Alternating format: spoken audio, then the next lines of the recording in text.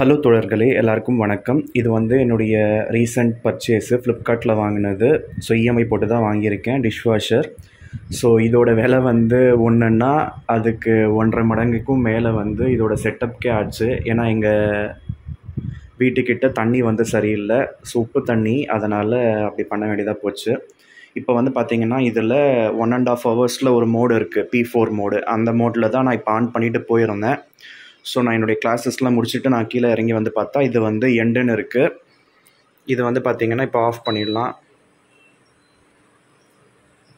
So அதே போல் நம்ம RO பியூரிஃபையர்தும் இந்த டிஷ்வாஷர்தும் ஆஃப் பண்ணிவிட்டு நம்ம ஓப்பன் பண்ணிடலாம். ஸோ எப்படி வந்திருக்குன்னு பார்ப்போம்.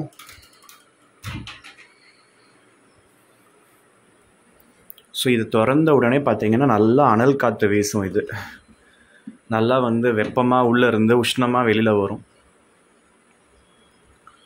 ஸோ அலுமினியம்லாம் போடக்கூடாதுன்னு சொல்லுவாங்க. நான் அலுமினியம்லாம் கூட போடுறதான் செய்கிறேன். ஸோ இது கையில் உட்காந்து கழுவிட்டு இருக்க முடியாது, இது கொஞ்சம் நமக்கு ஈஸியாக இருக்குது. ஸோ ஸ்டீல் பாத்திரமெல்லாம் பார்த்திங்கன்னா நல்லா கொஞ்சம் பளபளன்னு வருது. பட் அலுமினியம் யூஸ் பண்ணுறதுனால கொஞ்சம் மேலே உப்பு படிஞ்ச மாதிரி இருக்குது. ஆர்ஓ பியூரிஃபையர்லாம் போட்டும் இங்கே பாருங்கள், இந்த கிண்ணத்துக்கு மேலெல்லாம் பார்த்தீங்கன்னா ஒரு மாதிரி உப்பு உப்பாக இருக்குது.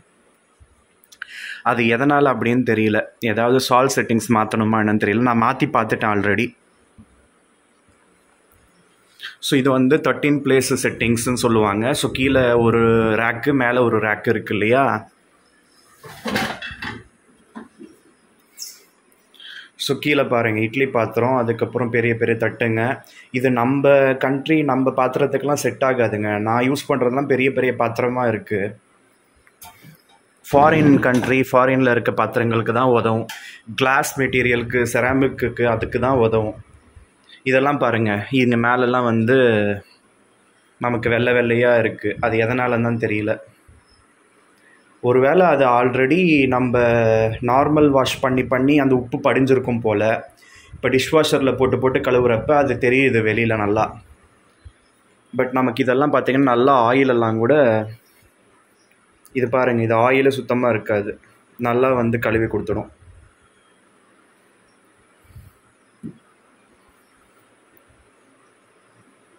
ஸோ எண்ணெய் பிசுப்பெல்லாம் எதுவும் இல்லாமல் நல்லா தான் வாஷ் பண்ணி கொடுத்துடும் இது. ஸோ தட்டு பாருங்கள் எப்படி இருக்குது அவுட்புட்டு.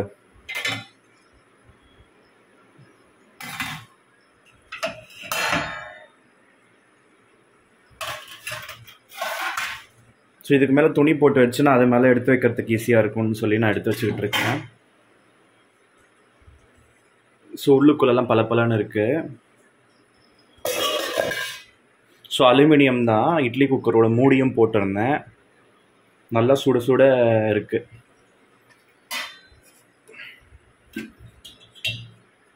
ஸோ இதெல்லாம் பாருங்கள்.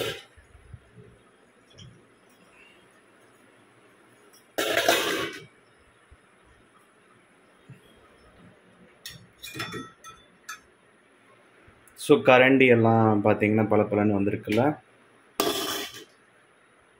ஸோ இங்கே இந்த மாதிரி வந்து இந்த மாதிரி வைக்கிறப்ப இதில் தண்ணி நிற்காது, இல்லைன்னா தண்ணி நிற்கும்.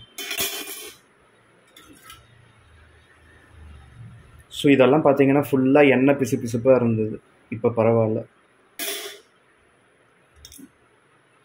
ஸோ இதெல்லாம் பாருங்கள் நல்லா பளபளன்னு இருக்குது. நார்மலாகவே இதெல்லாம் நம்ம வாஷ் பண்ண மாட்டோம். இதில் பாருங்கள் வாஷ் பண்ணதுனால நல்லா வெதுப்பாக நல்லா இருக்குது, சுட சுட இருக்குது.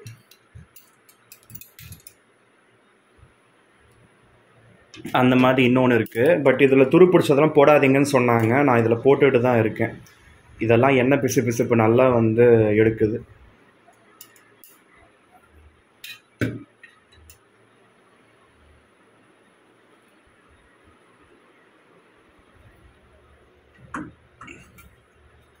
ஸோ இது வந்து கொஞ்சம் சைடில் வச்சா இதில் தண்ணி தேங்காது, இல்லைன்னா இதிலெல்லாம் தண்ணி தேங்குது.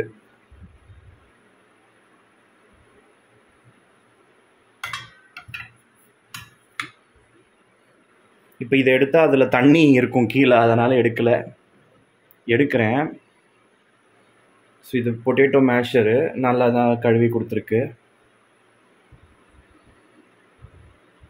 ஸோ மேலே எல்லாத்தையும் எடுத்தாச்சுல்ல, அதை உள்ளே தள்ளியாச்சு. இப்போ கீழே இருக்கிறதெல்லாம் எடுத்துடுவோமா. ஸோ இந்த தட்டு இதெல்லாம் நல்லாவே வாஷ் பண்ணியிருக்குல்ல. ஸோ பெரிய பெரிய தட்டுங்களுக்கு இது செட் ஆகாதுங்க. இது மெலிசாக வைக்கணும். மெலிசாக அந்த தட்டெல்லாம் சாப்பிட முடியுமா? சாதத்தை கலந்து சாப்பிட கூட முடியாது. எனக்கு இந்த மாதிரி தட்டில் சாப்பிட்டு தான் பழக்கம். தினமும் இருக்கிறது ஒருத்தனாக இருந்தாலும் எவ்வளோ பாத்திரம் பாருங்கள், எல்லாமே பெரிய பெரிய பாத்திரமாக இருக்குது. ஸோ அலுமினியம் குக்கர்லாம் கூட நான் யூஸ் பண்ணிக்கிட்டு தான் இருக்கேன். இது மீடியா டிஷ்வாஷரு, நல்லாவே வந்து வெது வெதுப்பாக வாஷ் பண்ணி கொடுத்துடுது. கிருமி எல்லாம் கூட கொண்டுடும் நல்லா இந்த சூட்லேயே. இங்கே பாருங்கள், இட்லி தட்டு அடிக்க வைக்கிறதுக்கு ஈஸியாக இருக்குது எனக்கு.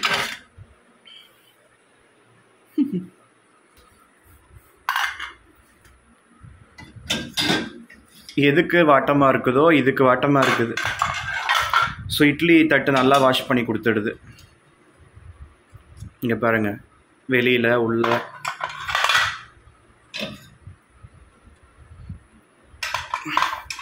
ஒரு சொட்டு தண்ணி கூட இல்லாமல் அதுவே காய வச்சு கொடுத்துடுது. 1.5 ஹவர்ஸே பார்த்தீங்கன்னா நல்லா தான் நமக்கு ரிசல்ட் கொடுக்குது. சம்டைம்ஸ் 3 ஹவர்ஸை விட 1.5 ஹவர்ஸே ரிசல்ட் நல்லா இருக்குது. ஆனால் இங்கே பாருங்கள், தண்ணி தேங்கி நிற்கும். தெரியுதா உங்களுக்கு? அந்த குக்கரில் பார்த்தீங்கன்னா கவுத்து வச்சா அந்த தண்ணி வெளியில் போகிறதுக்கு வாட்டம் இல்லைல்ல, அதனால் அப்படி நிற்கும். இப்போ இதை என்ன பண்ணணும், இதை நம்ம எடுத்துகிட்டு போயிட்டு நம்ம பர்சனலாக அந்த தண்ணியை டிஸ்சார்ஜ் பண்ணணும்.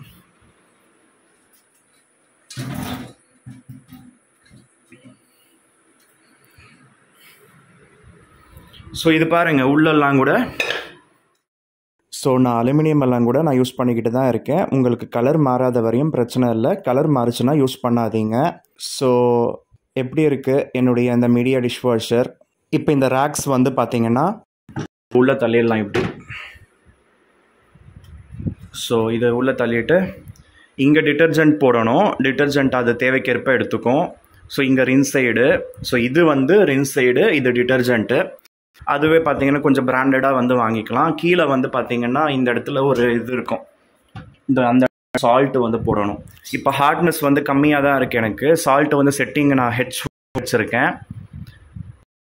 அதில் மொத்தம் 6 செட்டிங்ஸ் இருக்குதுன்னு நினைக்கிறேன்.